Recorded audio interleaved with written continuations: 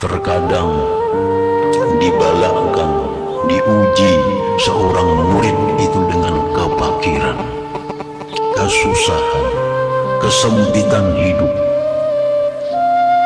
Maka semestinya dia bersyukur kepada Allah atas yang demikian itu. Dan hendaknya dia anggap itu semua adalah bagian dari nikmat besar yang diberikan Allah kepadanya. Ini orang ini dulunya belum masuk lagi murid. Dulunya orang awam nas, orang awam.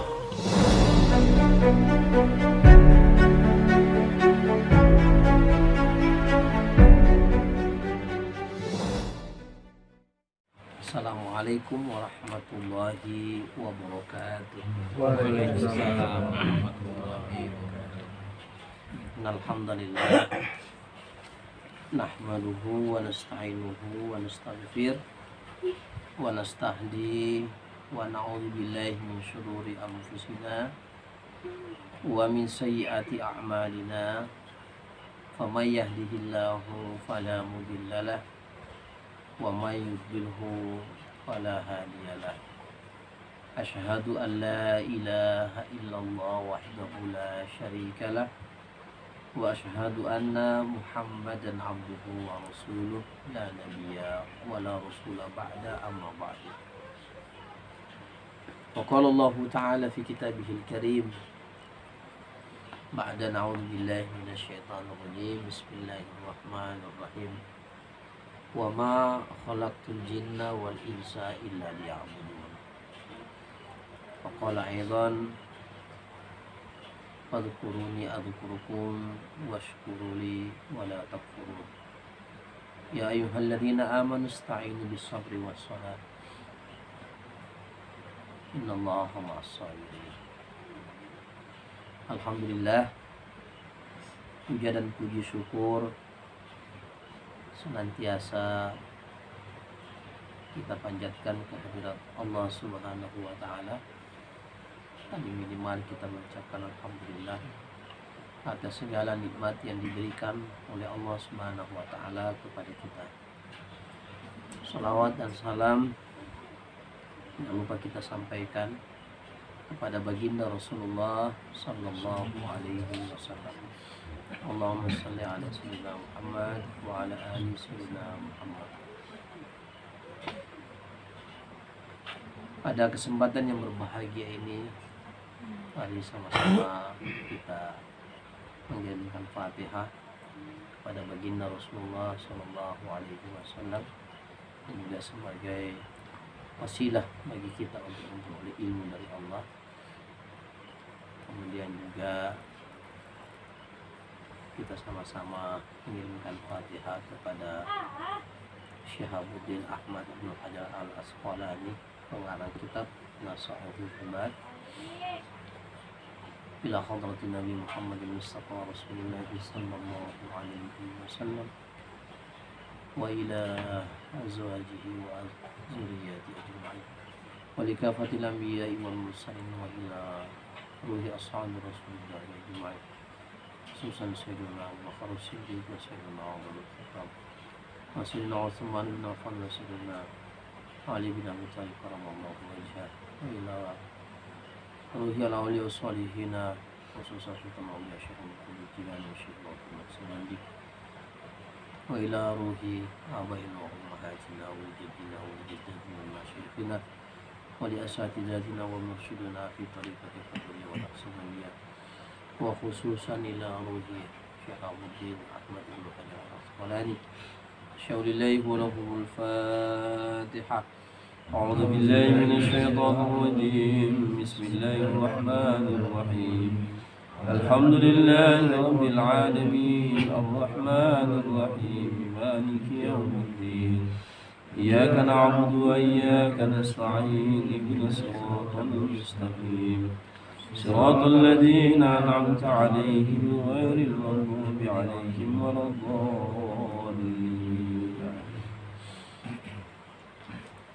Allahumma inna nas'aluka ilman nafi'an wa rizqan thayyiban wa 'amalan mutaqabbalan. Rabbana zidna ilman warzuqna fahman. Alhamdulillah, Pada malam hari ini kembali kita hadir di dalam majelis ilmu, majelis zikir, majelis ibadah kepada Allah Subhanahu wa taala. Semoga perlangkahan kaki kita sampai ke rumah saudara kita Mang Cecep ini dicatat sebagai amal soleh yang kita kerjakan di atas muka bumi Allah, yang akan kelak nanti kita ambil, diberikan pahala atasnya di sisi Allah Subhanahu wa taala di yaumil akhir. Salawat dan salam ya kita panjatkan kepada Rasulullah sallallahu alaihi wasallam. Para jamaah sekalian rahimani wa rahimakumullah, kita lanjutkan kajian kitab Nasaihul Ibad, nasihat-nasihat bagi para hamba-hamba Allah dalam kitab ini, yaitu kitab Nasaihul Ibad yang ditulis oleh Syekh Abdul ya Ibnu Hajar Al-Asqalani. Masuk pada hadis yang kedua. Wal haditsu tsani ajazani bihi al-allamatu as-sayyid Ahmad al-Mursafi al-Misri ba'da an ajazani bihi as-sayyid Abdul Wahhab ibnu Ahmad Farahatin asy-Syafi'i an masyayikhi musalsalan bil awwaliyati ila Allah ila Abdullah ibn Umar ibn al-Far'as an Nabi sallallahu alaihi wasallam annahu qala Ar-Rahimuna yarhamukumur Rahman tabaraka wa ta'ala irhamu man fil ardi yarhamukum man fis sama.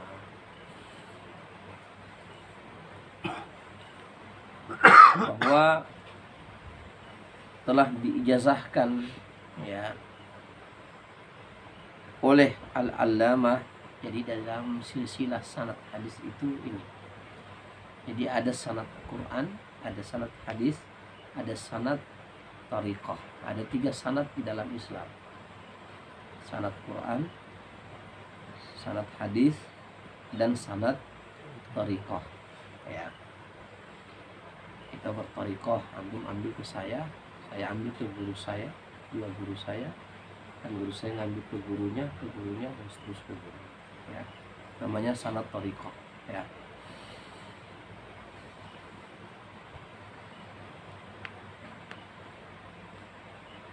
Yaitu Al-Allamah As-Sayyid Ahmad Al-Mursafi ya Al-Misri ba'da an ajazani, setelah diijazahkan ya, setelah diijazahkan kepadaku dengannya, yaitu As-Sayyid Abdul Wahhab ya Ibnu Ahmad Farahatin ya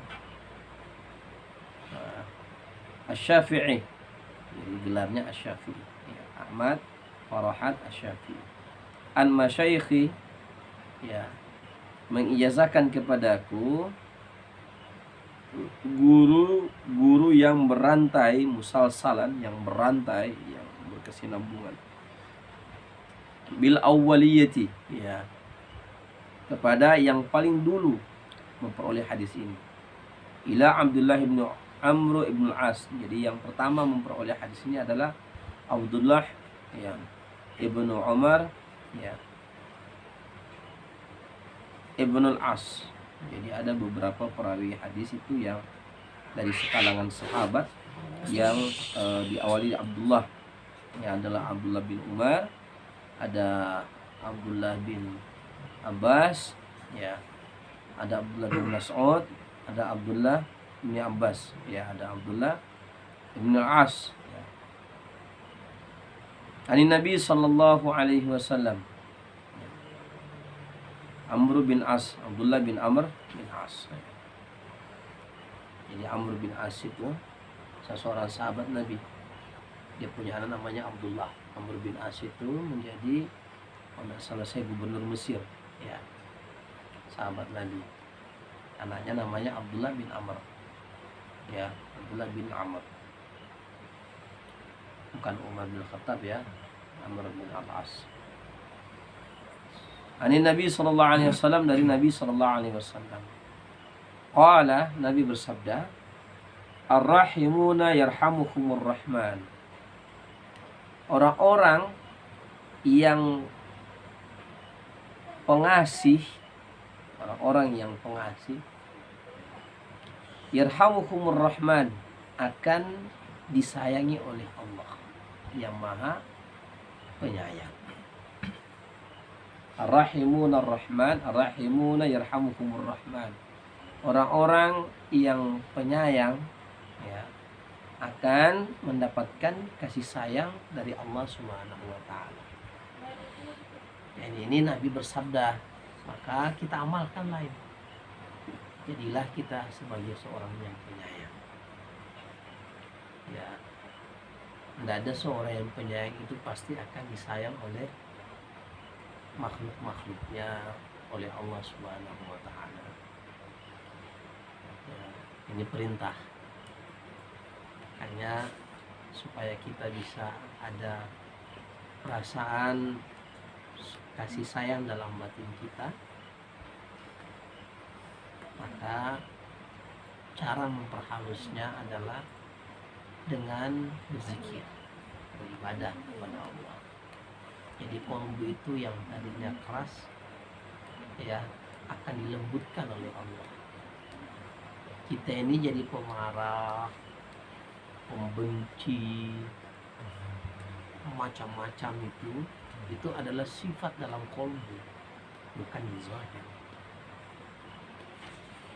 Zahir ini hanya menampakkan apa yang ada di dalam. Saya ulangi, zahir jasad ini itu adalah pemberitahuan apa yang ada di dalam. Kalau di dalamnya penyayang, pasti di luaran jadi ikut penyayang. Salah satu sifat Allah Subhanahu wa taala adalah Ar-Rahim, Maha Penyayang.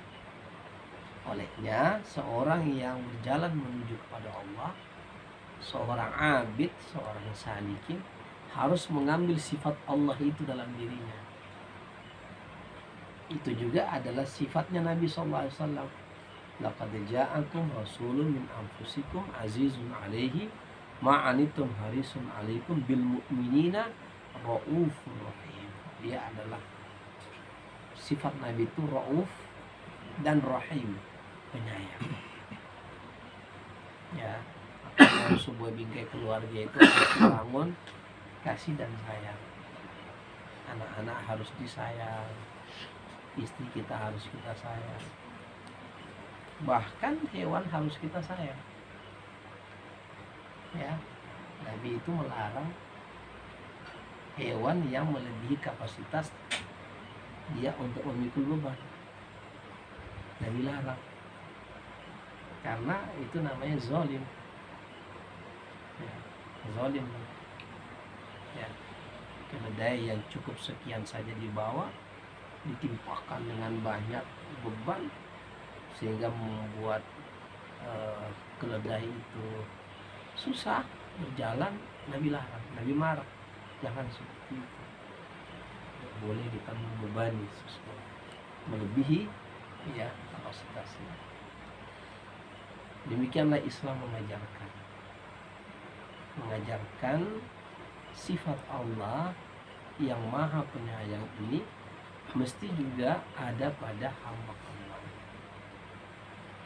Kalau kita mau mendapatkan kasih sayang Allah, rahasianya ya tumbuhkan sifat penyayang dalam hati kita.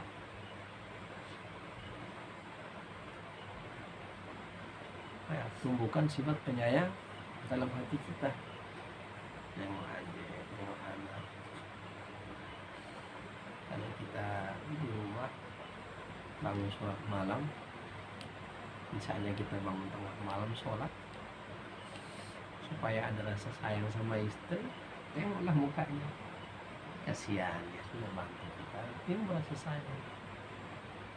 Ya, istrinya ketika suaminya tidur bangun sholat malam, nengok suaminya mukanya capek sampai ngorok misalnya.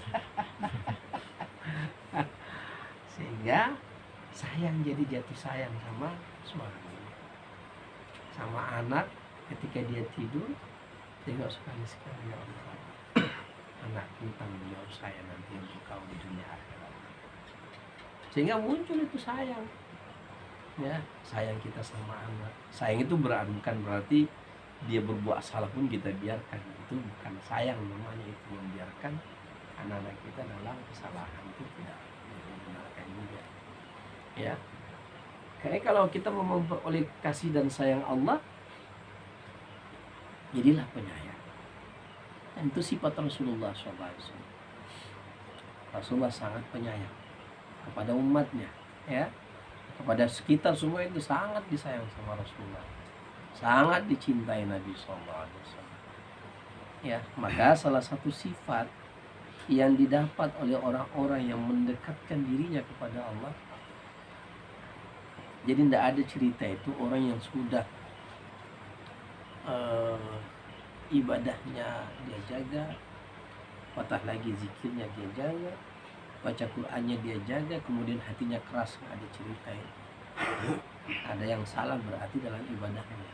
Bukan ibadahnya yang salah, ibadahnya itu memupus semua kotoran-kotoran kolbu. Kotoran kolbu itu kebencian, hasad, dengki, iri, marah, dipupus habis dengan zikrullah, dilembutkan. Karena asal muasal ini, perbuatan jawarih ini adalah apa yang ada di dalam kolbu. Kolbu ini adalah raja dia, ya. Kalau dia memiliki sifat penyayang, insya Allah jawarihnya ini, jasadnya lembut, megang orang pun lembut, ya. Itu bukan kecuali di medan perang, ya. Jadi kalau kita sesama, jangankan sesama muslim, sesama non muslim pun kita mesti, karena Islam ini adalah rahmatan lil alamin, rahmat bagi semua kalangan, rahmat bagi seluruh alam. Jadi kalau ada orang muslim memiliki sifat kebencian, kebencian dalam artian tidak pada tempatnya, itu bukanlah sifat, bukanlah karakter, bukanlah ajaran Islam, bukan, ya. Bahkan ada ayat yang mengatakan Muhammadur Rasulullah walladzina ma'ahu asyidda'u 'alal kuffar ruhama'u bainahum tarahum ruk'an sujada. Muhammad Rasulullah walladzina ma'ahu, dan orang-orang yang bersama dengan dia, ruhama'u bainahum tarahum Muhammad Rasulullah walladzina ma'ahu asyidda'u 'alal kuffar. Mereka tegas kepada kafir, orang-orang kafir, dan kekafiran itu mereka tegas. Tegas kepada orang kafir dan tegas kepada kekafiran. Misalnya maksudnya gini, ketika orang kafir, kita tegas dengan mereka, kita ada batasan. Pergaulan kita dengan mereka ada batasan. Apa batasannya? Lakum dinukum waliyadin. Untukmu agamamu, untukku agama. Kita tidak ngikut-ngikut dengan kekafiran dia, ya. Kita sudah masuk agama Islam, sudah beriman kepada Allah, la syarika lahu, tidak ada lagi sesuatu makhluk apapun yang bisa kita syarikatkan dengan Allah, kita sandingkan dengan Allah. Kita meminta hanya kepada Allah, kita memohon pertolongan hanya kepada Allah, kita hanya bersandar kepada Allah, kita hanya berdoa kepada Allah Subhanahu wa taala, titik, ya. Ruhama'u bainahum, kata Allah. Mereka orang-orang yang beriman itu ruhama'u bainahum, mereka akan saling menyayangi di antara mereka. Ini orang-orang yang beriman itu saling menyayangi. Kita ini saling menyayangi. Maka Nabi mengatakan, bagaimana supaya kita bisa supaya kita sering menyayangi itu, ya Rasulullah. Awalnya, kata Nabi, sering-seringlah memberikan salam. Assalamualaikum. Nah, ini mulai awal, ya. Kalau tidak memberikan salam berarti tidak tegur sapa lah itu. Jadi saling marahan lah itu. Boleh kita marahan 3 hari aja batasnya, lepas itu lepaskan dalam hati itu beban-beban. Caranya gimana?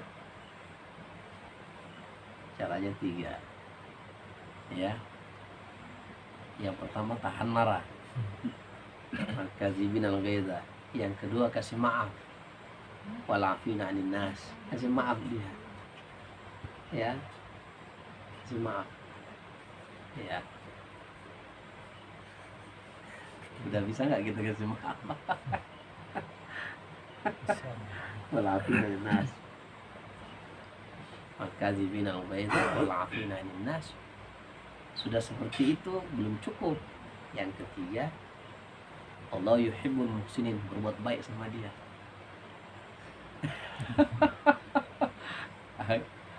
Kalau itu sudah ada, itu sudah pupus dalam hati ya, hilang. Caranya gimana lagi? Doakan. Kalau kita sudah bisa doakan orang yang membenci kita, tandanya hati kita sudah bersih. Sudah pernah nggak kita doakan orang yang jahat sama kita? Bukan doakan dia, malah kita tahan lu, celaka lu. Ya kalau ada yang kayak seperti itu tuh syaitan. Karena tugas syaitan itu dia diciptakan dari api, maka dia mengkompor-kompori, memanas-manasi. Ya, memanas-manasi. Sampai kemudian nggak ada rasa kasih sayang dalam hati kita melihat saudara kita, tetapi yang malah ada kebencian. Nabi Sallallahu Alaihi Wasallam itu banyak contoh yang beliau pernah ya. Ada kisah orang yang sering meludahi beliau kan, dalam kisah begitu sakit malah dia bawakan sesuatu. Ketika saya sakit ya Rasulullah, tidak ada yang datang jenguk, kamulah orang pertama yang saksikanlah ya Rasulullah. Asyhadu an la ilaha illallah wa asyhadu anna Muhammad Rasulullah. Tapi ini berat, teori. Prakteknya memang berat. Ya, tetapi bagi kita yang sudah menjalani jalan ini, jangan ada kebencian dalam hati kita.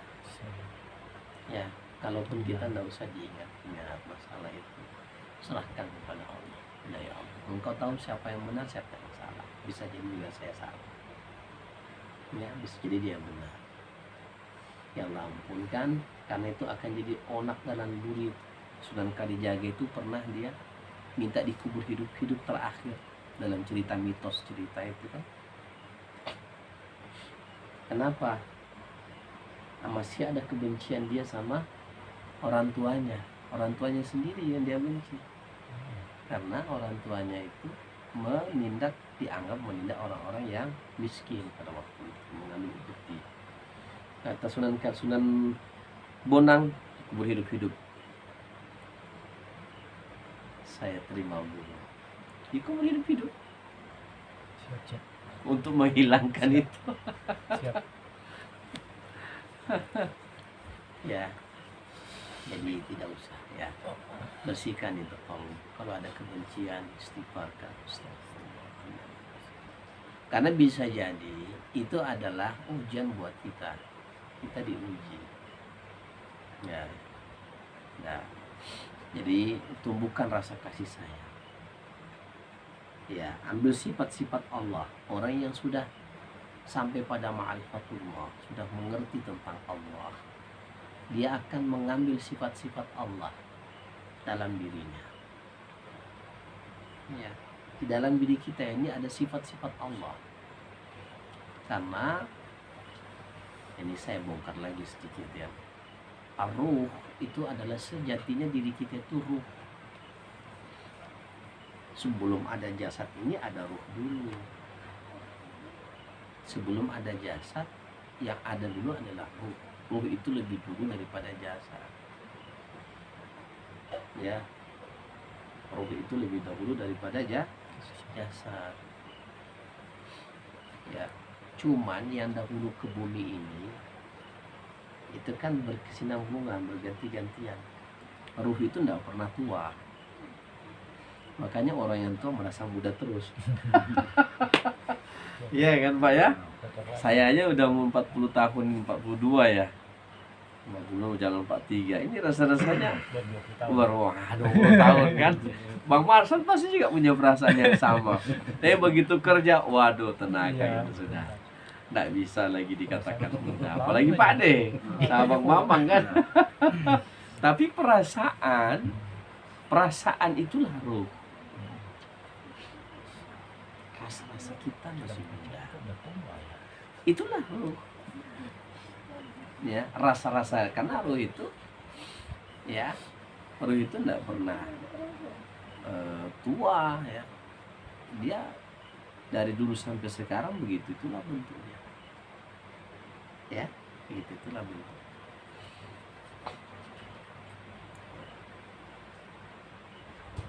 Karena dia datang dari Allah Ta'ala. Lihat baik-baik saya punya omongan. Karena ruhani ini datangnya dari Allah. Idza akhadha rabbuka wa idza qala rabbuka lil malaikati inni khaliqun bashar min salsalin min hamadin masnun fa idza sawaituhu wa nafakhtu fihi min ruhi faqa'u lahu sajidin fasajada al malaikatu kulluhum ajma'un ila iblis aba wastakbara wa kana minaz zalimin. Dan ingatkah dulu ketika Allah berfirman kepada para malaikat, ini khaliqun bashar. Sesungguhnya kata Allah, saya mau menciptakan bashar, manusia. Manusia itu ada namanya al-ins, disebut juga manusia. Ada an-nas juga manusia. Ada namanya bashar, itu juga manusia. Ya. Nanti ada penjelasan selanjutnya. Apa itu dimaksud dengan anas, apa itu dimaksud dengan al-insan, apa yang dimaksud dengan al-bashar. Makanya itu nenek moyang kita Nabiullah Adam alaihissalam disebut dengan Abul Bashar, bapaknya manusia. Ya, kata Allah, ingatlah ingatkah dulu ketika aku memerintahkan kepada malaikat, berfirman kepada malaikat, ini khaliqum bashar. Sesungguhnya saya mau menciptakan manusia. Min salsalin min hama'in masnun, dari tanah liat kering, dari tanah liat yang diberi bentuk. Ya, kalau kita biasa buat patung, dari situlah kita dari tanah. Awalnya kayak gitu. Tapi itu kan Allah menciptakan tentu dengan kesempurnaannya. Kalau patung itu yang dibuat itu manusia. Tapi sekarang coba kita tengok tuh robot itu hampir persis dengan manusia. Saya nggak ada ruh. Maka dia tidak bisa disebut manusia. Dia tetap disebut robot. Walaupun bentuknya persis sama dengan manusia. Bahkan manusia pun kalau sudah hilang ruh disebut mayat, bukan lagi manusia. Nggak ada lagi dapatnya profesor, kiai, Pak Kades, almarhum Pak Kades, ada lagi, ya, jenazah, mayit. Nggak ada lagi ketika kita baca doa, ya, ila ruhi, jenazah, profesor, doktor, nggak ada cerita lagi gelaran, langsung disebut namanya, ayah kan? Masya Allah.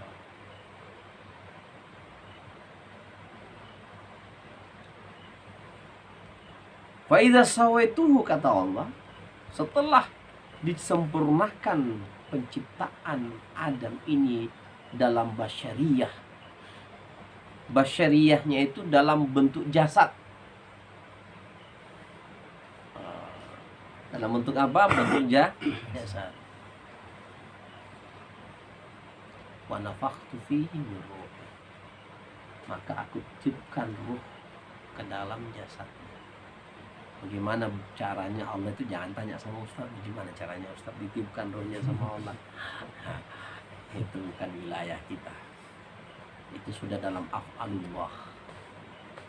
Ya, dalam kerja Allah Ta'ala.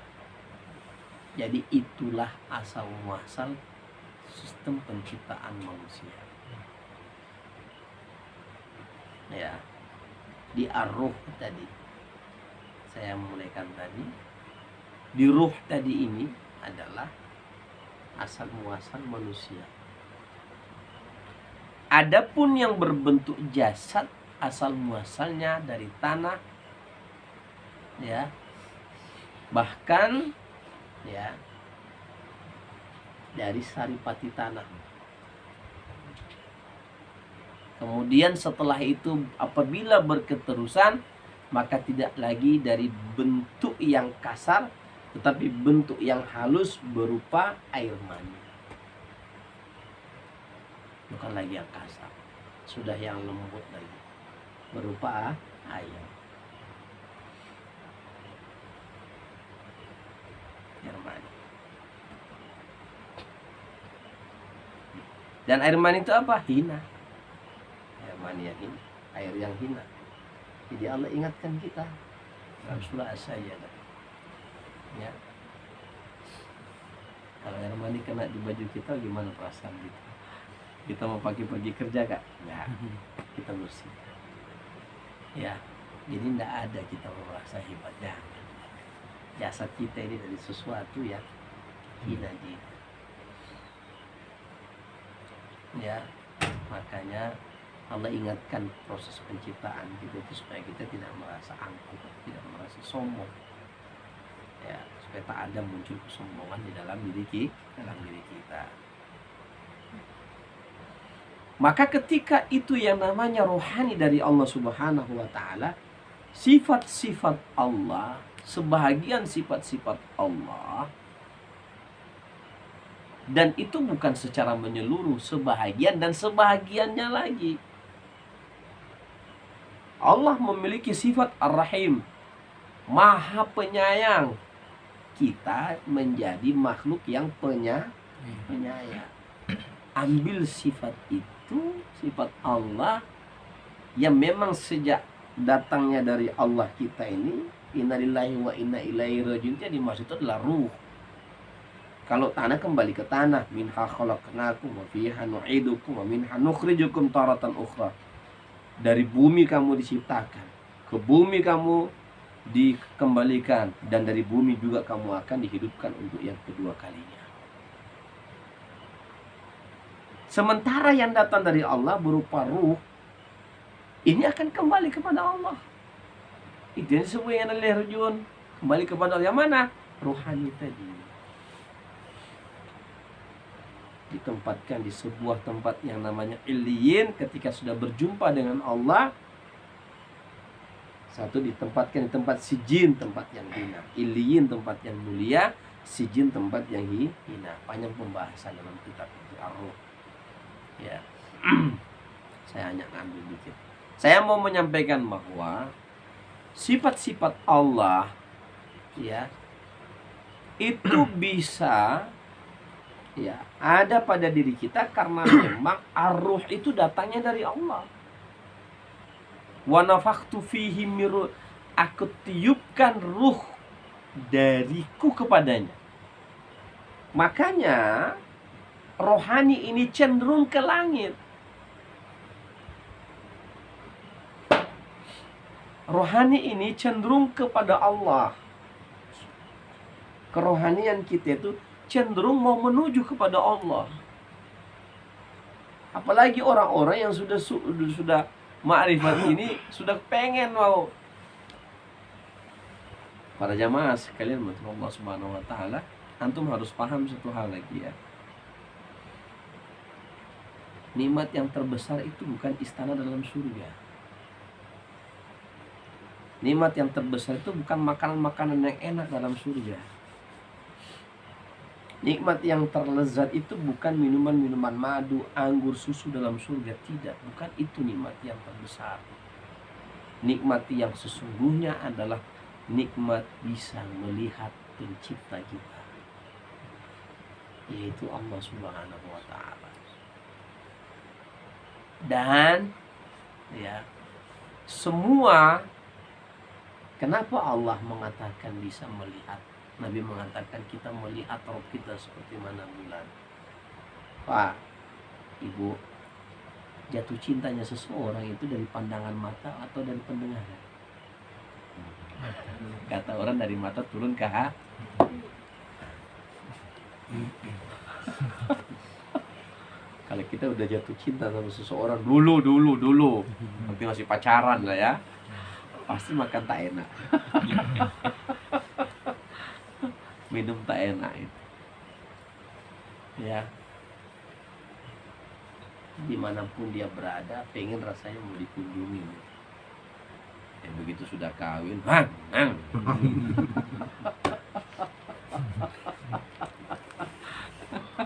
waktu masih pacaran dulu pengen ditengok. Coba bagaimana itu? Kenapa kita mau pengen nengok kekasih kita ya?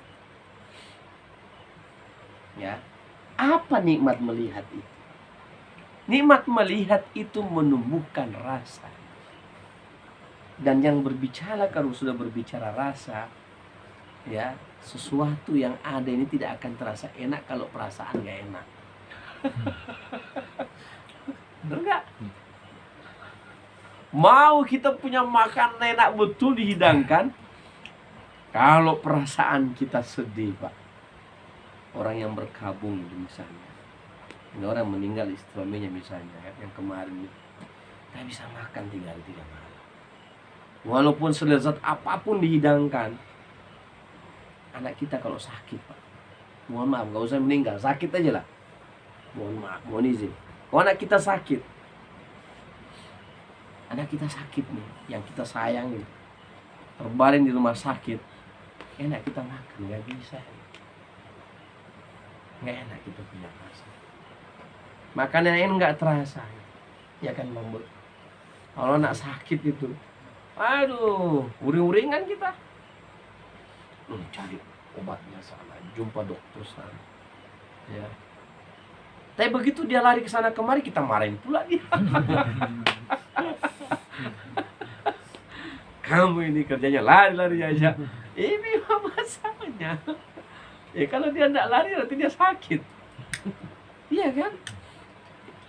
Jadi mau suka mana, dia lari-lari atau dia sakit? Kita mau tidak apa-apa lah dia lari-lari lah, sehat lah. Kalau dia sakit, waduh nggak enak kita. Ya, ayo. Jadi nikmat penglihatan inilah yang Allah berikan kepada kita ketika kita melihat Allah nanti di surga. Dan pada saat itu diceritakan oleh Rasulullah, orang semua sudah dihidangkan makanan yang enak-enak dalam surga itu. Pada saat itu Allah menyingkapkan tabirnya. Dan semua sujud di hadapan Allah, tidak jadi makan, saking indahnya Allah Subhanahu wa ta'ala. Nah, kita ini berzikir itu Pak, ada perasaan, ya, hambamu pengen dekat denganmu ya Allah, munculkan perasaan. Kita sebut namanya, itu tanda cinta kita kepada Allah. Orang kalau sudah mahabbah, makanya tingkatan yang tertinggi itu adalah mahabbah.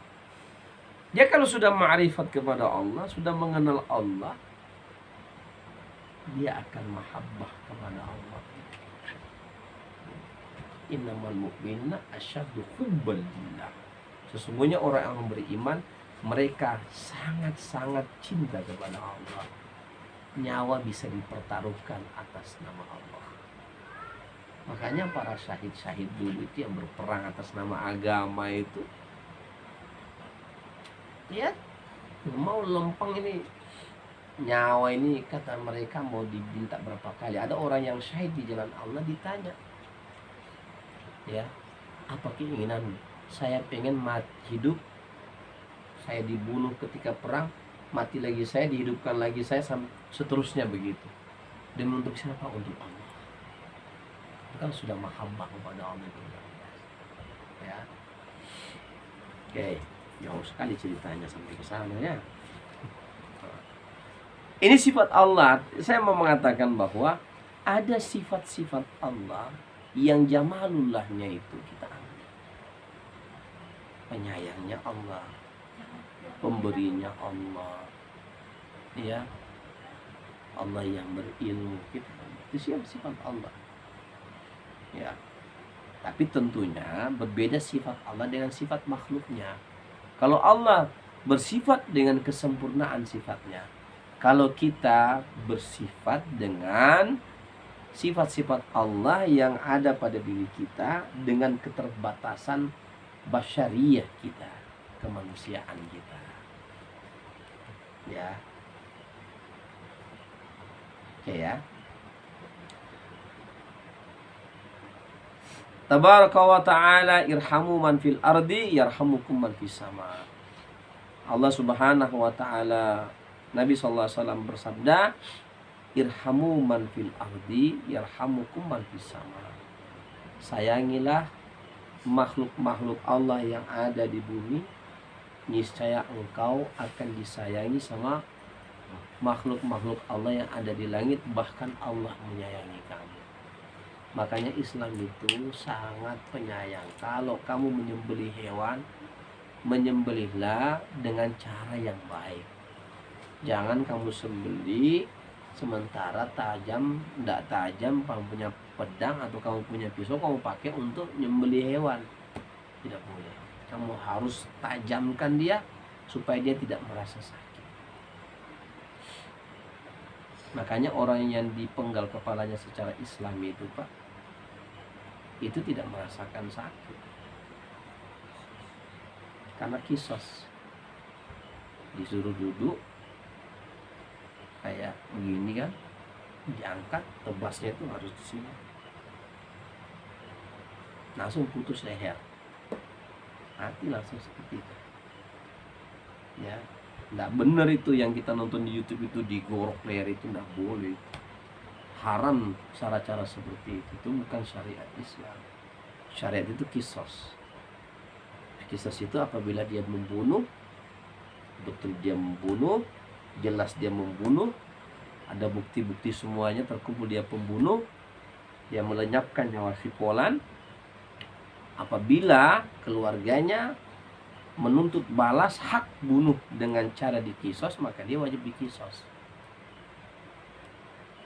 Kalau keluarga yang warisnya ini mengatakan diampuni, baru diampuni. Hukum kisos. Ya. Tapi kisos Islam itu ya baik, nggak menyiksa, langsung putus leher. Selesai. Gitu.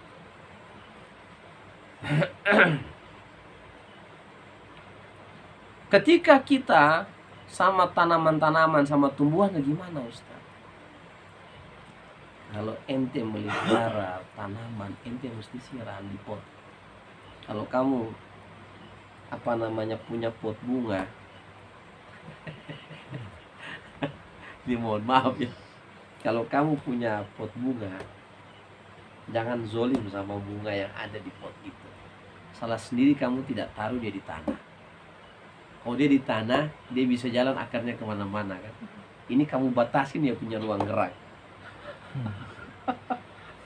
Tanggung jawab. Itu tanda kamu zolim. Sama dengan kamu pelihara burung. Kamu batasin terbangnya. Kamu zolim kalau kamu tidak kasih makan sama dia.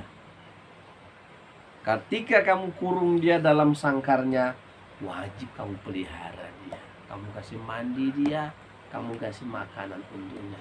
Satu hari kamu tidak kasih, kamu zolim sudah namanya. Apa suruh kamu masuk ke dalam sangkar? Kalau kamu tidak takut ya, terbebani, buka sarangnya, sangkarnya, lepaskan bismillah. Dia biar terbang. Kata Nabi SAW, kalau kamu bertawakal haqqat tawakkulihi, bertawakal betul-betul dengan Allah Subhanahu wa taala, seperti mana seekor burung dia keluar dari sangkarnya di pagi hari dalam keadaan lapar, dia pulang ke sangkarnya dalam keadaan kenyang di sore hari. Kenapa? Karena dia akan fantasyiru, dia akan terbang cari di mana ini makanan yang ada. Jadi kita kalau keluar rumah pakai gayanya burung terbang. Itu hadisnya. Kalau kamu bertawakal seperti tawakalnya burung, dia pagi keluar dalam keadaan lapar, pulang dia dalam keadaan kenyang. Insya Allah kalau dia tawakal kepada Allah. Saya sering pakai itu Pak waktu saya kuliah. Kalau lapar saya keluar rumah, jalan sana jalan sendiri, pulang kenyang. Sama teman. Iya ya. Kok sampai pula ke sana ya? Bayangkan Pak, Bang Budi nih, ya tawakalnya sama Allah luar biasa. Ya, kalau kita masih jalan tuh ke sana kemari tuh, dia nggak nongkrong aja di toko bengkelnya kan, dia nggak nyari kan, dia hanya duduk reparasi, servis, bengkel, orang yang datang. Gimana caranya itu? Coba bayangkan. Bagaimana Allah mengatur rezeki itu, ritme rezeki itu.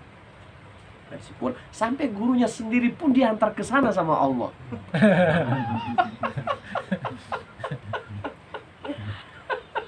Gurunya sendiri pun sore hari dipaksa sama Allah, kamu datangi tempatnya.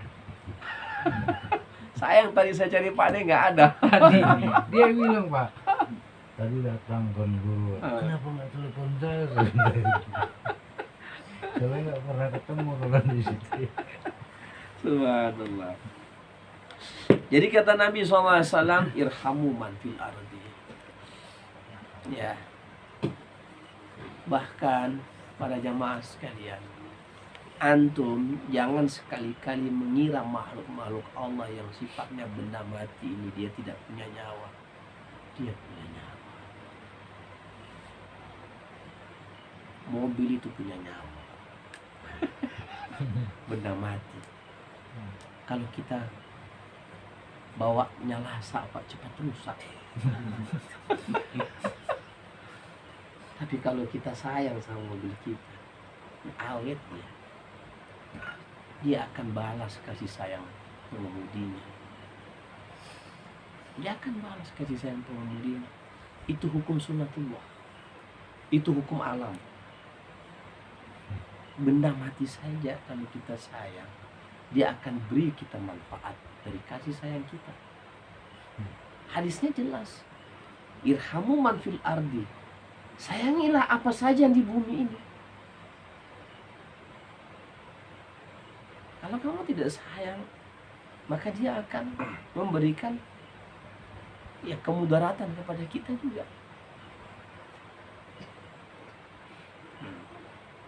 Jangankan yang bernyawa, yang tidak bernyawa pun benda mati, dia akan berikan manfaat sama kita. Insya Allah ya. Apalagi kalau manusia, hewan, tumbuh-tumbuhan. Saya punya kisah-kisah menarik ketika saya nanam. Saya ini tukang kebun. Saya itu kalau nanam, saya baca sholawat. Ya, saya nanam bismillah, minta sama Allah. Dan saya seringkali ngelus itu. Saya elus itu cabai saya, jagung saya, ya tumbuh yang baik. Tumbuh Pak besar-besar, jagung saya itu manis-manis. Orang tanya gimana sih rasanya Ustaz? Saya sayangin tumbuhan itu saja.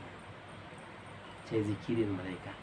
Dan saya tahu kalau tidak berhasil tanaman saya itu, ketika saya masuk di kebun, kalau hati saya lagi galau, marah itu misalnya ada marah itu, saya masuk ke kebun saya, pasti kebun saya itu tidak jadi.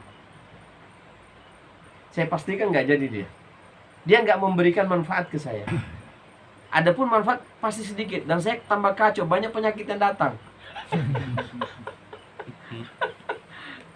Dan ini saya belajar sama guru tukang kebun saya.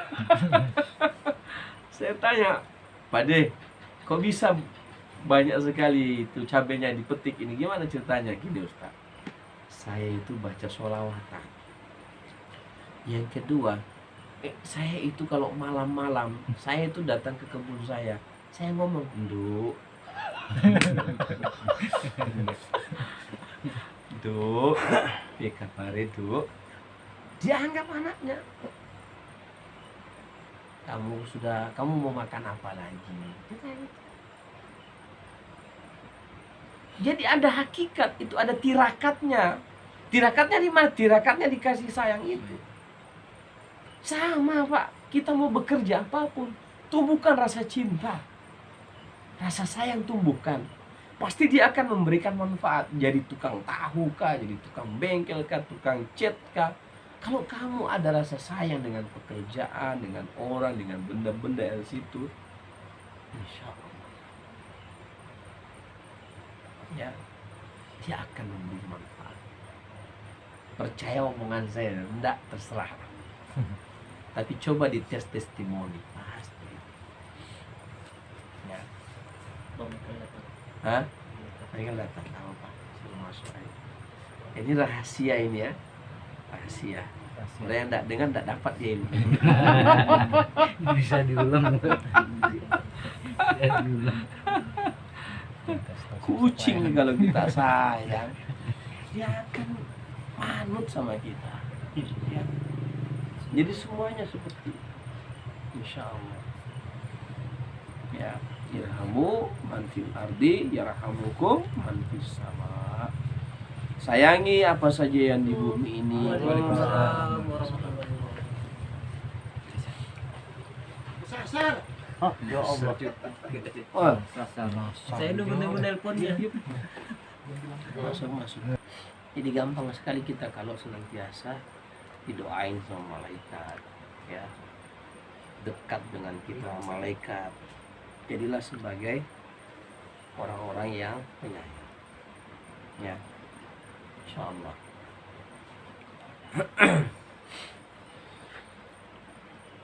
Jangankan manusia, kita sayang saja sama seekor anjing yang kita anggap najis.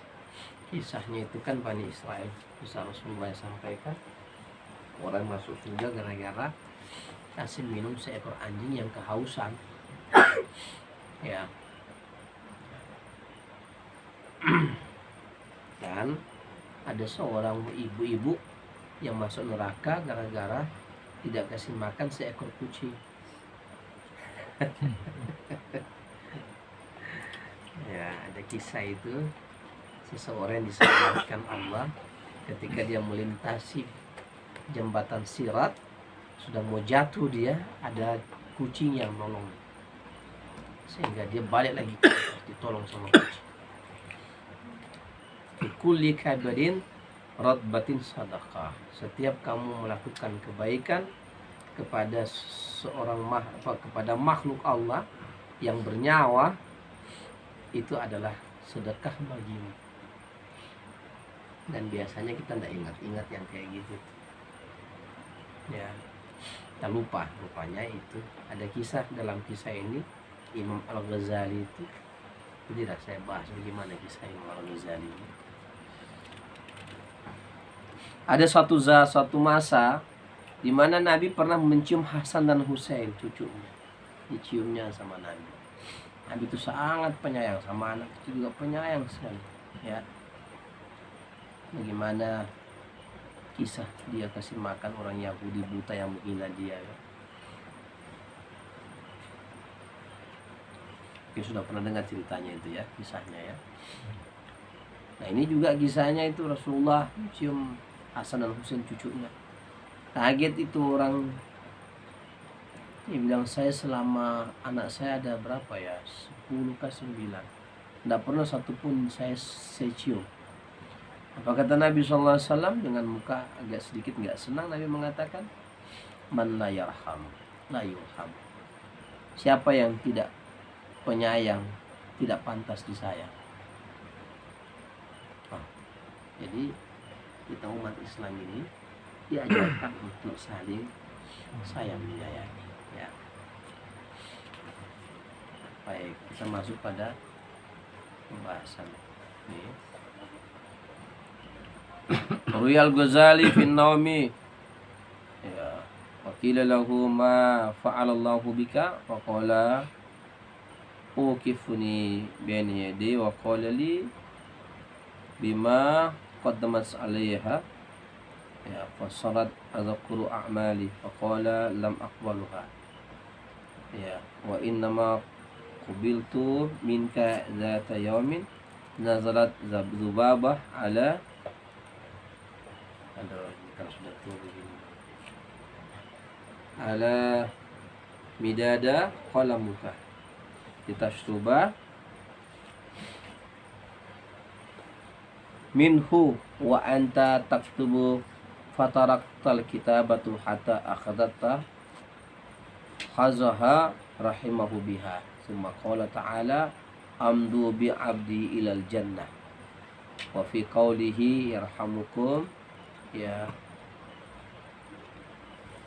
rawaitani al jazamu ala annahu jawabul amr wa rafu ala annahu jumlatul da'aiyatu wa huwa ula li anna da'a ya nomor 2. Dikisahkan bahwa ini kisahnya diceritakan hikayatnya Imam Al-Ghazali ya fin naumi ya bahwa Imam Al-Ghazali itu nampak dalam mimpi, maka ditanya ya tampak dalam mimpi, diceritakan bahwa Imam Al-Ghazali tampak dalam mimpi seseorang. Ditanya sama Imam Al-Ghazali, ya, ma fa'alallahu bika? Apa yang telah Allah lakukan kepadamu? Lalu dia menyatakan, ya, Allah membiarkan aku di hadapannya, kemudian Allah berkata, kenapa engkau dihadapkan kepadaku? Maka aku menceritakan segala amalku. Allah berkata, maksudnya Imam Al-Ghazali mengatakan diceritakan amal-amalnya itu. Imam Al-Ghazali itu Hujatul Islam, Pak. Bagaimana itu amalnya dia itu, banyak sekali amalnya. Kita pun mempelajari ilmunya, ya. Maka aku menceritakan segala amalku. Allah berkata, amalmu tidak aku terima. Sesungguhnya aku hanya menerima amalmu yang pada suatu hari seekor zubabah, seekor lalat hinggap di atas tintamu dan menyedot tinta yang ada pada penamu, serta engkau membiarkannya karena engkau kasihan terhadap lalat itu. Kemudian Allah berkata, wahai para malaikat, bawalah hambaku ke dalam surga. Ini sebuah hikayat, ini sebuah cerita tawaduknya Imam Al-Ghazali, ya. Jadi kebaikan itu walaupun yang kita anggap kecil, jangan kita anggap kecil. Bisa jadi kebaikan itu besar di sisi Allah Subhanahu wa taala. Asal dengan dasar keikhlasan, ya. Baik. Kita masuk pada bab yang kedua. Ya, babus tsani. Bab ini memuat 30 nasihat yang terdiri atas 4 khabar atau hadis dan sisanya 26 hadis asar. Yang dimaksud dengan khabar adalah ucapan Nabi sallallahu alaihi wasallam, dan yang dimaksud dengan asar adalah ucapan para sahabat dan tabi'in, para sahabat tabi'in. Makalah pertama, khaslatani la syai'un afdalu minhuma imanu billah wa naf'u lil muslimin. 2 perkara, kata Nabi sallallahu alaihi wasallam, tidak ada yang lebih utama dari keduanya. Yang pertama adalah al-imanu billah, beriman kepada Allah, dan yang kedua wan naf'u lil muslimin, dan memberi manfaat kepada orang Islam. Memberi manfaat kepada orang Islam. Nah, ini akhlak. Ya. Khairun nasi anfa'uhum linnas. Sebaik-baik manusia itu adalah manusia yang bisa memberi manfaat kepada manusia yang lain, kata Nabi. Jadi kalau kita mau menjadi orang baik, jadilah orang yang bisa memberi manfaat. Ya, jadilah manusia yang bisa memberi manfaat. Jangan menjadi manusia yang menyusahkan orang. Tapi ini mana tuan rumah nih? Kami tak menyusahkan abang kan? Kami mohon maaf kalau menyusahkan abang ya. Sebenarnya tidak perlu repot-repot kayak gini nih. Tapi mudah-mudahan kami doakan ini jadi tambahan kebaikan buat abang nanti sedekah ya. Jadi manusia yang terbaik itu adalah yang bisa memberi manfaat kepada orang lain, tidak sebaliknya menyusahkan orang. Saya mohon maaf ini, sebenarnya saya ini tidak enak menyusahkan kalian, ya. Paling tidak enak menyusahkan, ya. kemana-mana. Saya takut kalian terbebani. Ya, saya takut kalian terbebani. Ya. Tapi Ustadz, kata kawan, itu cara kami juga untuk memperoleh berkah ilmu. Ya sudahlah, satu sama lah kita kalau gitu. Ya kan? Oke. Jadi dua perkara yang tidak ada lebih utama dari keduanya, yaitu beriman kepada Allah, mengamalkan perintah Allah, mengerjakan apa yang Allah perintah, menjauhi apa yang Allah larang, dan yang kedua menjadi yang bermanfaat bagi orang. Jadilah kamu seperti lebah.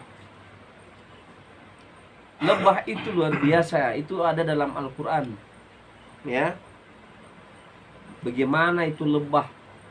Jadilah seperti lebah. Dan umat Islam itu memang kayak lebah sifatnya. Sifatnya umat Islam itu kayak lebah. Dia ngambil yang baik-baik, dia hanya ngambil yang baik-baik. Sudahlah dia ambil yang baik-baik, dia beri juga yang baik-baik. Jadilah madu, obat dari segala penyakit, ilal maut, kecuali mati. Makanya saya waktu ke Siak kemarin, ada jamaah kita di sana, Kabak PU kalau tidak salah saya beli. Jadi dia dapat madu, apa namanya? Madu tualang. Wah, tualang. Kalau di Siak namanya madu tualang. Saya bilang, "Bang, enak betul ini." Saya dikasih minum teh sama madu, saya minum, enak sekali nih. Ya ini Ustaz, apa ini? Saya tanya, apa ini? Ini campuran teh sama madu. Wah, segar saya, enak. Dia bilang, "Ustaz mau?" Kalau ada, alhamdulillah. Akhirnya dia kirim ke sini tuh madu tualang itu. Saya tahu madu tualang itu madu yang paling bagus. Madu tualang itu madu yang paling. Kenapa? Karena dia hinggap, dia meletakkan dia punya madu itu di tempat yang paling tinggi. Madu yang paling bagus itu madu yang terbang tinggi. Jadi itu yang paling bagus, madu yang nomor 1 lah itu. Makanya saya dikirim itu. Setiap malam saya minum. Makanya fit, insyaallah, alhamdulillah. Wasilah itu ya, wasilah itu Allah berikan. Karena hadis Nabi SAW dan Al-Quran juga mengatakan dalam Al-Quran, madu itu adalah apa namanya, memberi khasiat yang banyak. Ya. Madu tualang. Nah, dia kalau ngambil dia nyedot yang bagus-bagus, madu. Bayangkan itu, ya. Bagaimana dia punya badan yang kecil itu bisa nyedot bunga-bunga, kemudian dia dengan sabarnya meletakkan di sarang. Dan itu memang dia atas perintah Allah, memang itu atas perintah Allah buat sarangnya. Ya, dan dia memberi manfaat itu untuk manusia. Allah Akbar. Jangan mau kalah gitu sama lebah. Ya, jangan mau kalah kita sama lebah. Dia tidak mau nyakitin kita. Nggak bisa bikin sarang. Dia tidak mau nyakitin kita. Tapi kalau kita coba-coba dekat, dikejar kita. Aduh, Masya Allah. Ya. Hadis yang kedua. Terakhir ya. Man asbaha la yanwi zulma ala ahadin ghufira lahu ma jana wa man asbaha nusratul mazlumi wa qada hajatin muslimin kanat lahu ka ajri hijjatin mabrurah. Nabi bersabda, barang siapa yang bangun pagi dan tidak bermaksud menzalimi seseorang, maka ia diampuni dosanya oleh Allah. Dan barang siapa yang bangun pagi dan bermaksud menolong orang yang teraniaya serta memenuhi keperluan orang Islam, maka kanat lahu ka ajri hijjatin mabrurah, maka ia mendapatkan pahala seperti mana pahala orang haji dan umrah. bangun pagi, kita ada niat dalam hati, saya nak tolong Bang Reno lah hari ini.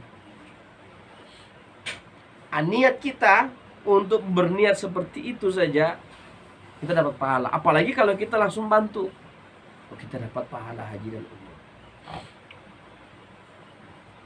Ya, pahala haji dan umroh. Subhanallah. Jadi mudah kita rupanya mendapatkan pahala ya. Mudah Pak. Kita berbuat maksiat, mudahlah keluar duit.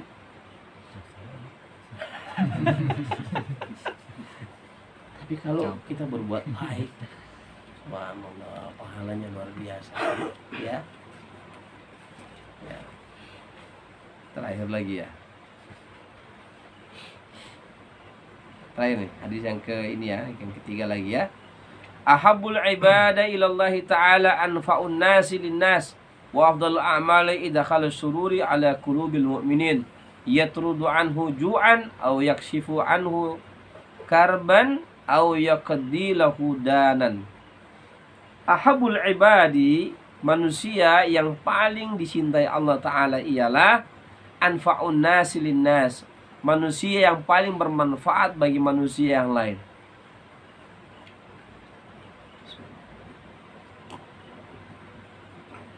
Makanya mari kita berlomba-lomba Pak. Mari kita berlomba-lomba. Kita tahu ibadah kita ini zikirnya 1 jam itu sudah kau lah Ustaz dah. Ya. Mau ditengok lagi kitab sholat kita, amburadul Ustaz. 1 menit khusyuk. Dia ditutup 1 menit khusyuk. Amburadul Ustaz. Ya sudah, cari kita punya amalan yang lain. Apa itu? Bermanfaat kita sama yang lain. Cari gimana? Sama keluarga, kita memberi manfaat sama keluarga kita, sama istri kita, sama anak kita. Niatkan untuk ibadah. Niatkan menolong mereka supaya mereka tidak minta-minta sama orang. Menjaga kemuliaan keluarga kita dengan kita bekerja supaya mereka tak minta-minta. Maka itu adalah kita menolong mereka. Kita membantu menyelamatkan mereka, itu ibadah. Niatkan seperti itu. Makanya saya bilang, enggak ada saya cerita bahwa setelah zikir ini enggak usah kerja lagi. Enggak ada tuh. Ya. Enggak ada itu.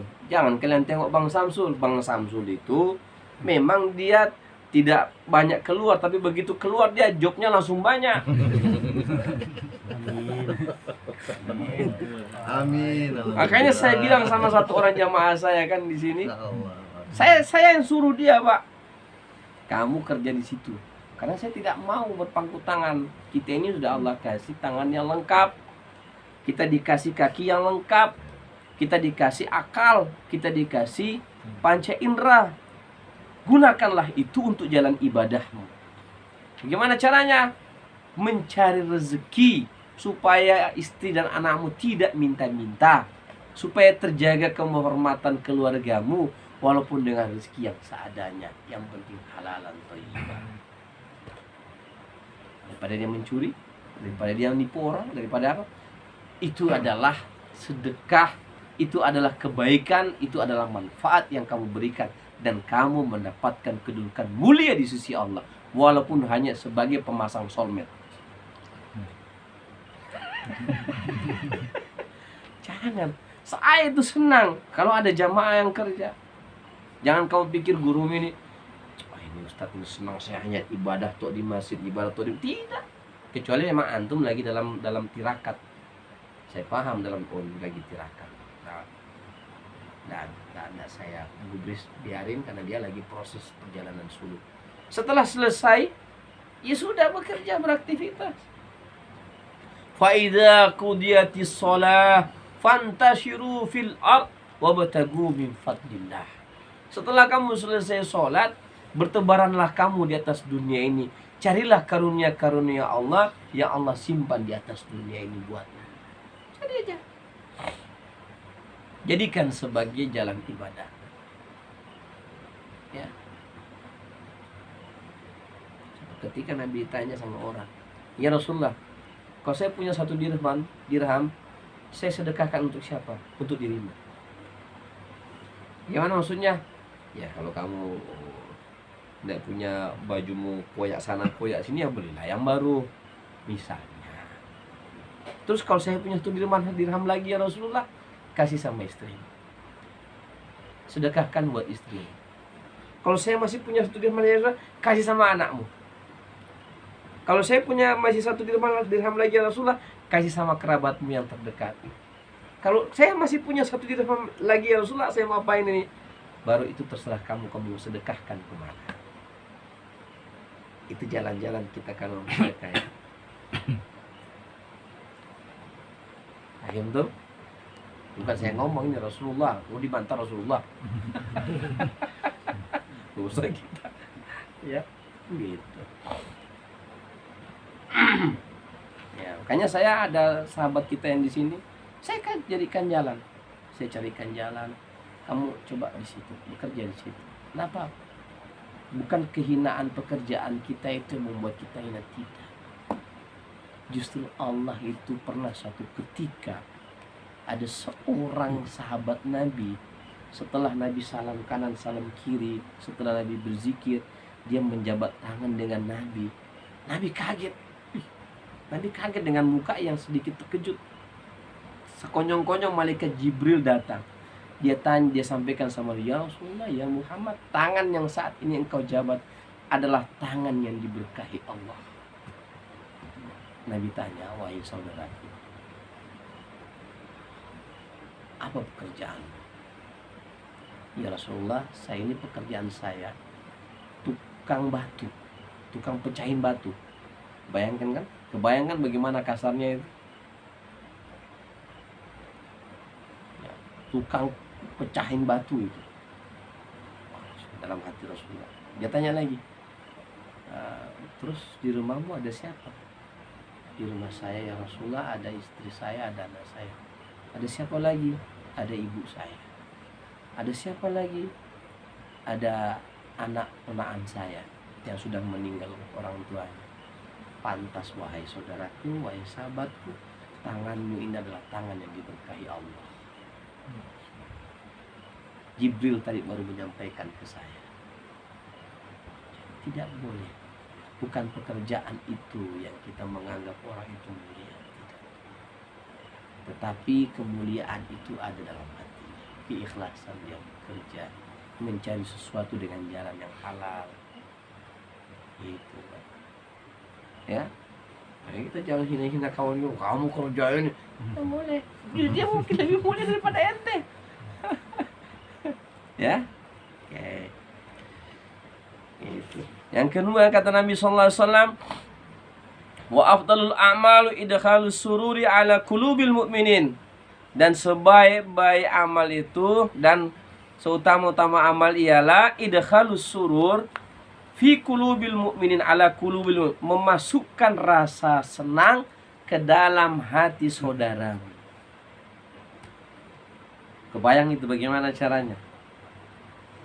Oh dia punya kesusahan kata Nabi sallallahu alaihi wasallam, bantu.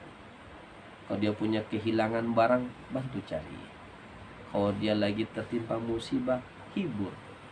Kalau dia lagi punya utang, upayakan kamu bantu lunasi. Kalau enggak, paling tidak kamu doain. Nggak usah kamu bilang, makanya ente jangan utang-utang. Nasihatinlah, ya kan. Masukkan rasa bahagia. Bermuka senyum sama saudaramu, itu tandanya kamu memberikan rasa bahagia ke dalam hatinya. Kamu cerita-cerita yang baik-baik sama dia, itu kamu masukkan hati yang hatinya jadi senang. Ya. Bahkan ada seorang sahabat, siapa itu yang dicerita itu, yang bikin onar di zaman Rasulullah itu, si siapa? Nuaiman. Itu Allah cinta sama dia, Nabi cinta. Dia suka berkelakar itu, suka kerjain orang, tapi Nabi senyum ketawa sama dia. Jadi kalau ada sahabat kita yang kayak gitu, ya sudah, memang begitu modelnya, gimana lagi.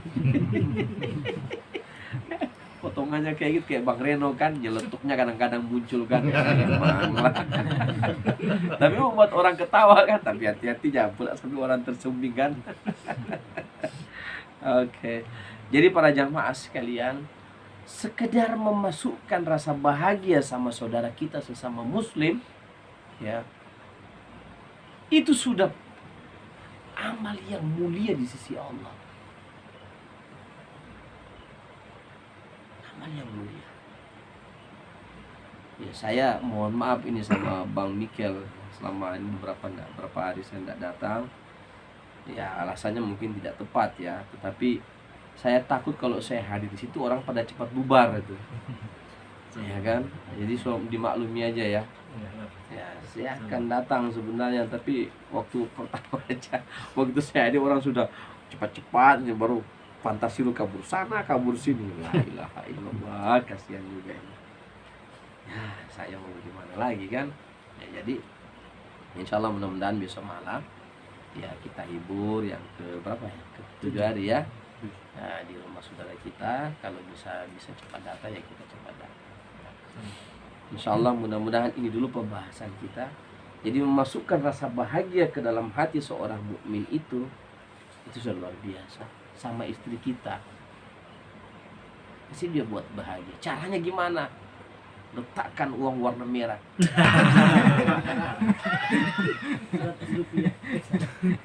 Apalagi kalau ada 10 lembar, wah, langsung senyum. Abang saya.